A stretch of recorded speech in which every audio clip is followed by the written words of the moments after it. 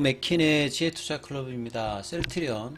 자, 옴니컬러 관련되어서 국내 출시 준비에 뭐 이상 없다 이런 이제 소식의 기사가 나왔는데요. 자, 국내에서 하반기 이제 보험급여 출시가 기대되고 있습니다. 자, 주가는 장중 185,400원대 찍고 음봉으로 일단 진행하고 있습니다. 이 부분 한번 살펴보도록 하겠습니다. 먼저 시장 전반적인 어떤 흐름들 같이 한번 살펴보면요.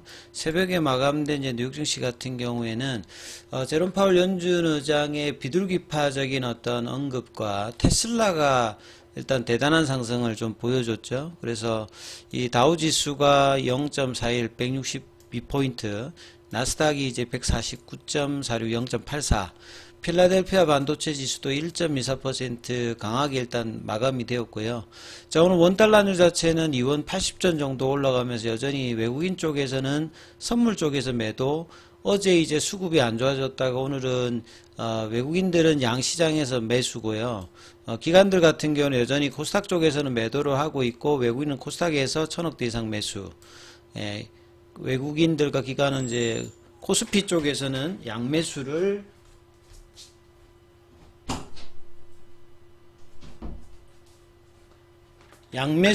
이제 해주고 있는 뭐 분위기입니다. 그래서 뭐 개인들은 지금 양시장에서 일단 거래소 중심으로 일단 매도를 해주고 있고, 자, 코스피는 이제 2790선 부근에서 2800선 회복에 대한 어떤 움직임이 나타나고 있고요.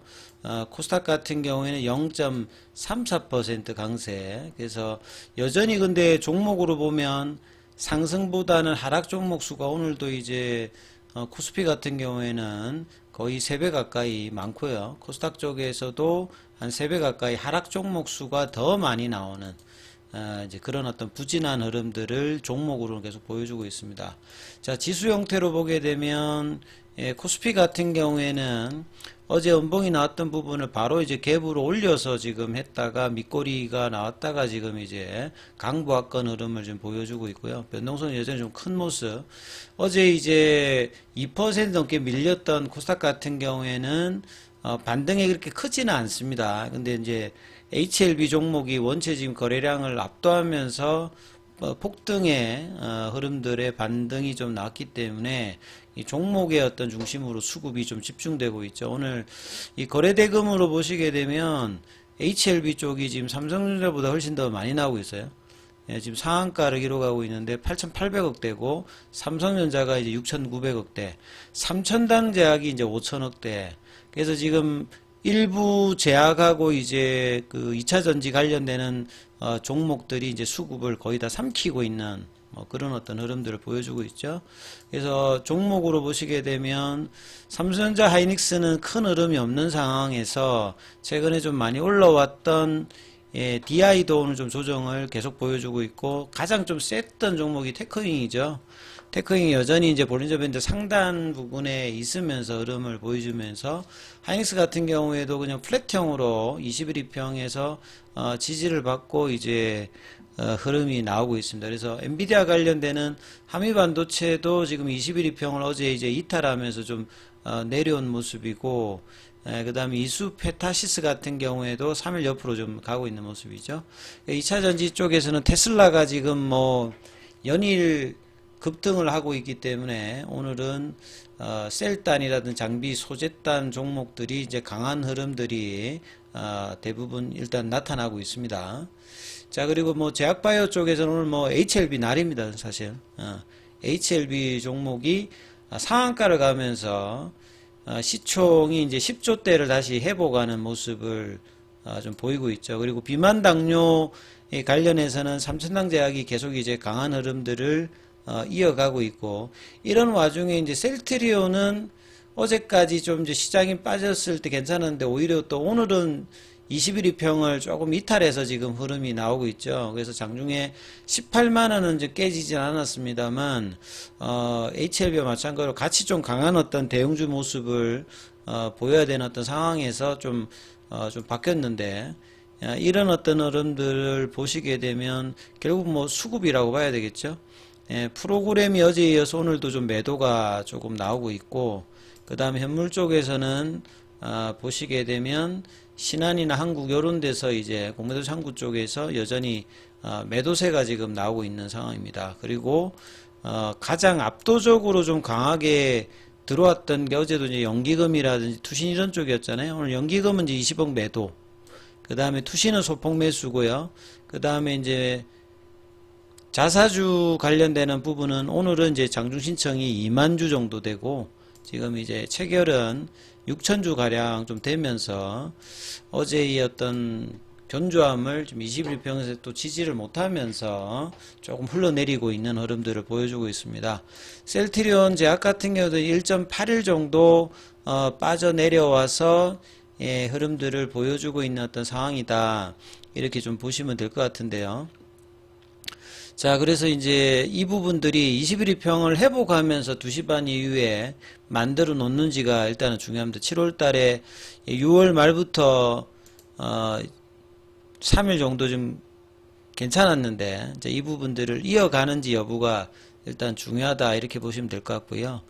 자, 그리고 기사 관련되는 부분은 옴니크로 관련되는 기사입니다. 이게 이제 뭐 노바티스 관련되는 이 졸레어, 졸레어 관련되는 이 천식, 두드러기 관련되는 부분이죠. 그러니까 이제 노바티스도 있고 이제 뭐 로슈도 들어가 있고, 이런 어떤 상황인데, 자, 이 옴니클로 관련해서 국내 시장에 이제 출시하기 위한 준비 관련되는 부분인데요. 이미 이제 6월 24일에 졸레어 바이오시밀러인 옴니클로가 허가를 받았습니다. 근데 이제 특허 관련되는 부분에 대해서 졸레오와 관련해서 항체의 농축 방법인 이에 치료용 생성물 특허 관련해서 특허 분쟁에서 이제 승소를 했다. 그래서 이제 해당 특허 관련되는 부분은 이제 국내 이제 그 의약품 특허 목록엔 등재되지 않은 이제 특허입니다. 노바티스가 이제 작년도에 이제 셀트리온 상대로 적극적 권리 범위 확인 심판을 청구했다. 이 적극적 권리 범위 확인 심판, 용어 좀 어려운데요.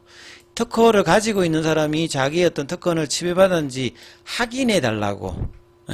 보통 이제 바이오시밀러하고 오리지널이 있었을 때, 이 오리지널이 들어올 때 항상 이제 미국 쪽에도 가면 기존에 이제 오리지널 입장에서 보면 이 부분이 문제가 되는지 확인하는 이제 이런 부분들이 많이 이제 제도적으로 되고 있는데요. 그래서 노바티스는 셀트리온이 해당 특허를 침해했다고 생각해서 이제 심판을 청구한 겁니다.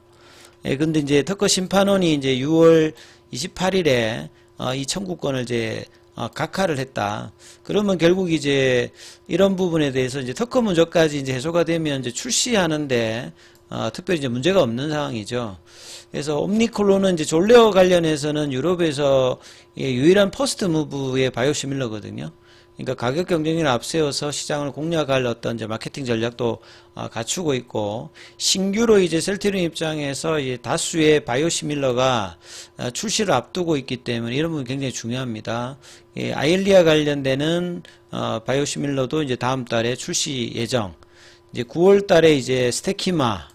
그래서 지금 이제 하반기 몇 달 사이에 지금 바이오시밀러 신규 제품들 출시를 잇따르고 하고 있기 때문에 이런 부분들이 이제 뭐 내년도, 올해 하반기 내년도에 본격적인 어떤 성장에도 더할 수 있는 어떤 부분이다, 이렇게 봐야 될 거고요.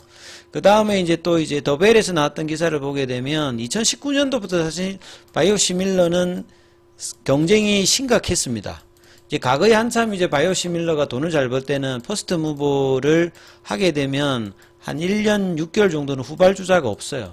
그러니까 선발주자가 이제 점유율을 차지하면 후발주자가 굉장히 어렵기 때문에 포스트 무브를 셀트리온이 초기에 이제 2013년도부터 이제 뭐 17년도까지 유럽 시장의 점유율도 올리고 뭐 하던 부분들이 이제 그런 어떤 연유인데, 2019년도부터는 이제 뭐 중국 쪽이라든지 인도, 그 다음에 기존의 빅파마인 암젠이나 하이자, 이런 회사들이 이제 바이오시밀러 쪽에 이제 진입을 하면서 경쟁 심화가 돼서 가격도 떨어지고 선발 주자의 어떤 혜택들을 많이 못 봅니다. 그래서 이런 어떤 차원의 자체적인 경쟁력, 그 다음에 이제 오리지널에 가지고 있는 회사와의 또 경쟁, 이러다 보니까 이제 비용도 늘어나고 수익성도 이제 떨어지기 때문에 원가 경쟁력으로 이제 수익성을 갖추지 못한 바이오시밀러 같은 경우는 실적이 미국 같은 경우는 코이르스 같은 경우는 굉장히 뭐 적자를 계속하는 그게 이제 지금 바이오시밀러 시장의 전반적인 부분인데